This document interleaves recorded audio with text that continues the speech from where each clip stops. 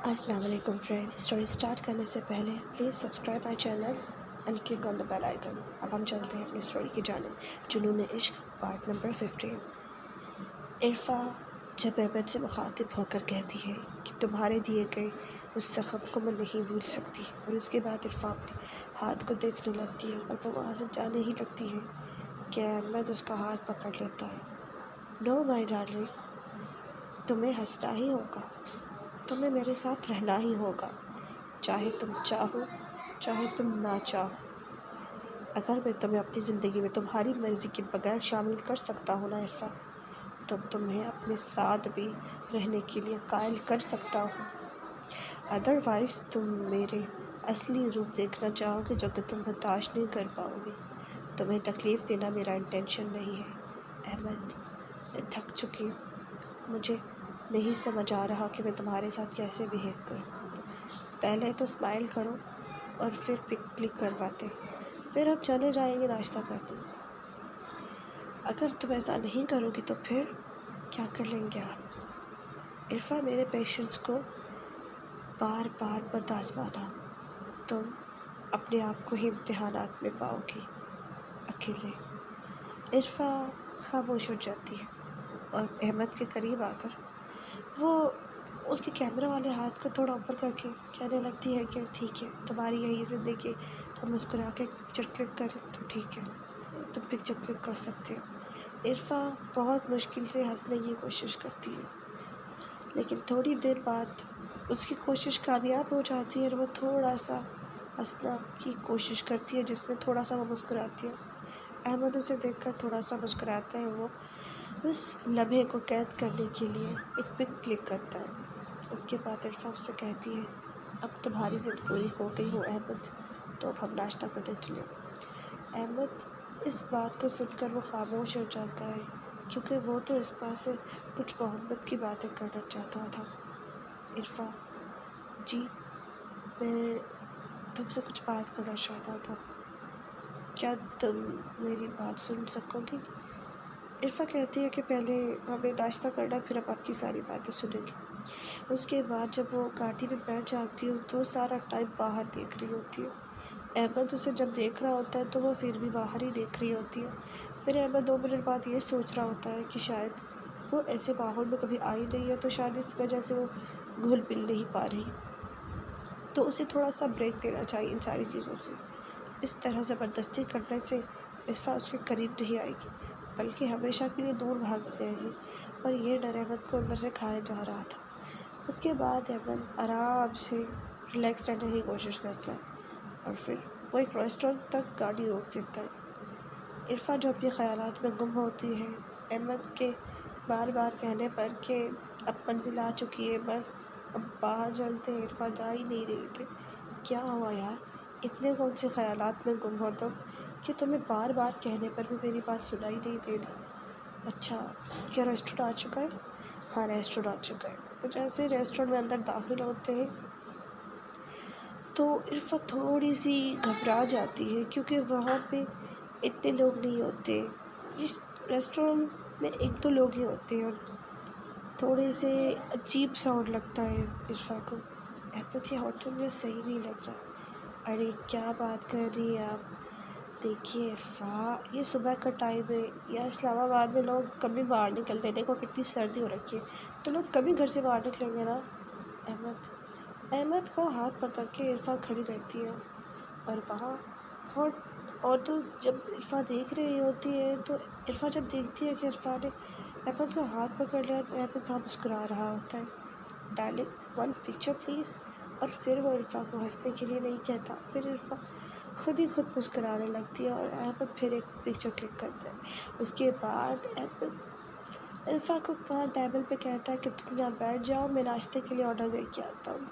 अहमद जब नाश्ते के लिए ऑर्डर देने लगता है तो इरफ़ा जब वहाँ अकेली बैठी हुई होती है, उसे बहुत खौफ आ रहा होता है। 5 मिनट बाद जब अहमद वापस आता है तो इरफ़ा को अजीब देख रहा होता है। इरफ़ा, क्या हुआ तुम्हें? तुम इतनी डरी डरी सी क्यों लग रही हो यार? तो क्या है ना, मैं कभी ऐसी जगह पे अकेली नहीं आई हूँ, मुझे थोड़ा सा फ़ोबिया भी, आपको पता है, तो आप मुझे बार बार अकेले छोड़ के क्यों जा रहे हो? अहमद को इस बार बहुत खुशी हो रही थी। अच्छा, आप चाहते नहीं हो कि मैं कभी आपसे दूर रहूं? इरफा खामोश हो जाती है। अहमद चाहता था कि वो अपनी मोहब्बत का इकरार करे, कहे कि वो भी उसके बिना नहीं जी सकती। खैर, इनका नाश्ता आ जाता है और फिर ये नाश्ता करने लगते हैं। और इरफा नाश्ता करते करते अचानक अहमद को देखने लगती है। क्या हुआ मिस इरफा? मैं ये देख रही हूँ अहमद कि आप खाना ही नहीं खा रहे हो। आप खा लो ना, इतने दिनों से ठीक से खाना नहीं खाया। अच्छा, आप कुछ बताने वाले थे ना अहमद? हाँ हाँ, बताने वाला था, लेकिन मुझे लगता है मुझे वो बात नहीं करनी चाहिए, वरना आप गुस्सा हो जाओगे इरफा। नहीं करती बाबा, मैं गुस्सा, बता दीजिए ना। जिस तरह से इरफा अहमद साहब से बात कर रही होती है, बाहर के बैठे लोग तो उसको देख ही रहे होते हैं। सबको लग रहा होता है कि ये न्यू एड कपल है। तो रेस्टोरेंट वाले अपनी तरफ से उन्हें एक बुके गिफ्ट करते हैं, और फिर जब इरफा को उनकी तरफ से फ्लावर्स मिलते हैं तो इरफा बहुत खुश हो जाती है। जबकि अहमद साहब को कुछ खास पसंद नहीं आती है बातें, क्योंकि वो फ्लावर उसे वेटर देता है कि हमारी तरफ से न्यू वेड कपल को दिया जाता है, तो हम आपको दे रहे हैं ये। तो इरफा को तो बहुत पसंद आते हैं। Thank you so much. Irfa, तुम्हें ये फूल इतने पसंद आए हैं? अहमद, मुझे ना गुलाब के फूल बहुत पसंद है। अहमद को अजीब लग रहा होता है।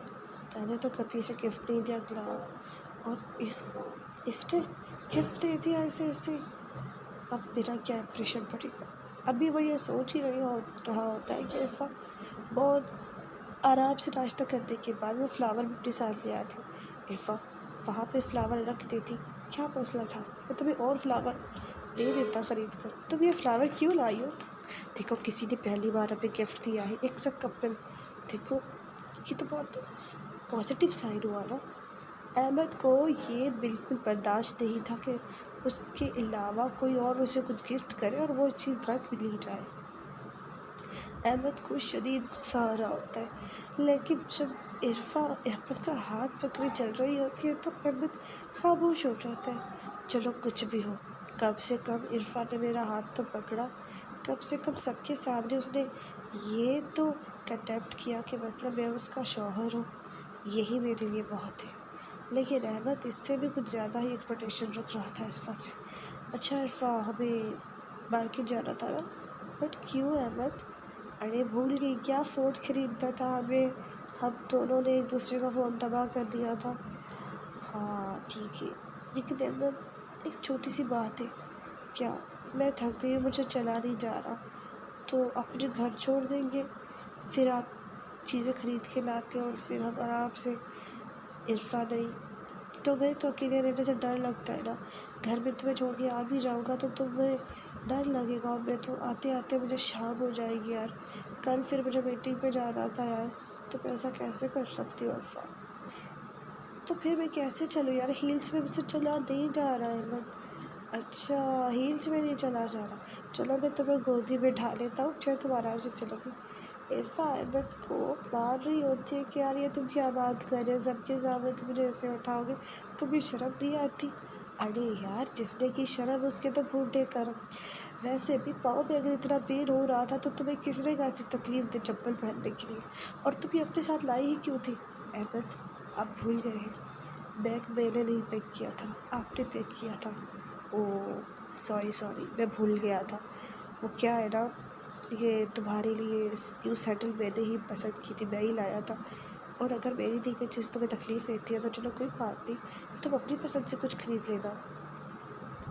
लेकिन अब क्या करूँ मैं? अभी पैदल जब मैं चलूँगी तो मैं ऐसे नंगे पाँव तो नहीं चल सकती। अहमद अजीब सोच रहा होता है और इरफा को कहता है कि तुम मेरे जूते पहन लो। अहमद, मैं आपके जूते पहनूँगी ना तो ऐसा लगेगा कि एक छोटे बच्चे ने बड़े बच्चे का जूता पहन लिया है, जिसके बाद मुझे चला नहीं जाएगा। इरफा, तुम तो किसी हाल में राज़ी नहीं हो। चलो कोई बात नहीं, थोड़ा सा ये तकलीफ़ बर्दाश्त कर लो। अब सीधा मॉल जाएंगे, पहले तुम्हारे लिए जूते ख़रीदेंगे कंफर्टेबल वाले, और फिर अब कुछ और ख़रीदेंगे। अहमद इरफा को मॉल ले जाता है और वह वहाँ कहता है, या तुम्हें जो चीज़ पसंद हो तुम बस उस चीज़ पर हाथ रखो। इरफा जब अहमद की आवाज़ सुनती है तो उसे 2 मिनट के लिए तो रोना ही आ रहा। क्या हुआ शोना, तुम रो क्यों रही हो? पता है अहमद, ज़िंदगी भर मुझे कभी किसी ने नहीं कहा कि जिस चीज़ में तुम हाथ रखो वो चीज़ तुम्हारी। हमारे घर में तो सिवाय मेरे चप्पल के तौर को चप्पल भी नहीं हुआ करती थी। इरफान जब थोड़ा सैड होने लगती है तो अहमद उसकी पीठ थपथपा के कहता है कि यार वो वक्त गुजर गया, अब जो ये वक्त है गोल्डन पीरियड उसे अच्छे से एंजॉय करो। अगर मैं तुम्हारे साथ ना होता तो ये हो ही नहीं सकता था।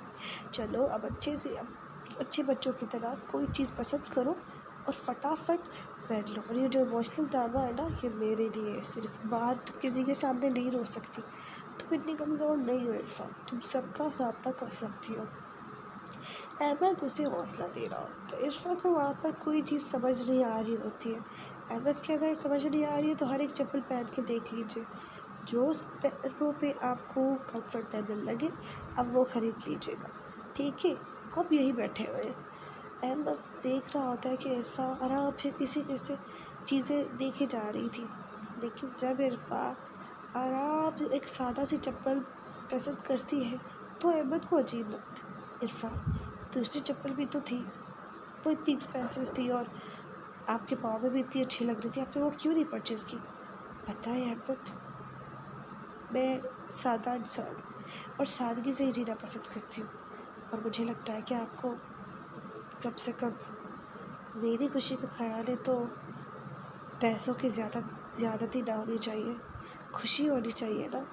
तो मैंने जो चीज़ पसंद की है उसमें मेरा दिल था ना, तो आपको तो रिस्पेक्ट करनी चाहिए ना। अहमद कहता है इरफा तुम अपनी फ़िलॉसफी यार बंद करो, तुम्हारी वजह से सर में कुछ ज़्यादा ही पेन हो रहा है मुझे। और फिर वो आराम से वो चप्पल पहन के आराम से चल रही होती है। इरफा आज तुम मुझसे जो मांगोगी ना मैं तुम्हें देने के लिए तैयार हूँ, क्योंकि आज तुमने मुझे बहुत खुश कर दिया है। इरफा को समझ नहीं आ रहा होता है कि उसने ऐसा क्या कर दिया जिससे अहमद साहब इतना खुश हो गए हैं। अहमद अगर मैं तुमसे कुछ मांगूंगी तो तुम ना तो नहीं करोगे? अरे मांग के तो देखो पहले।